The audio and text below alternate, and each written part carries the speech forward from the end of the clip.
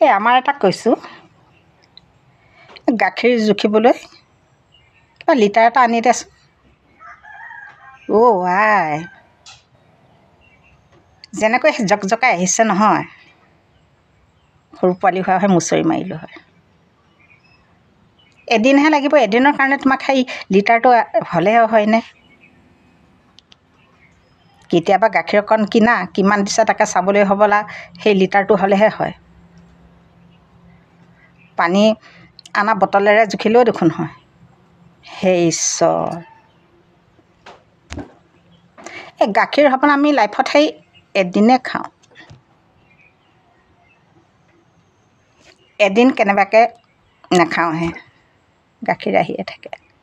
কেতিয়াবা দেখিবা গাখীৰকণ ঢালি দিয়াৰ লগে লগে 350 গ্ৰামহে।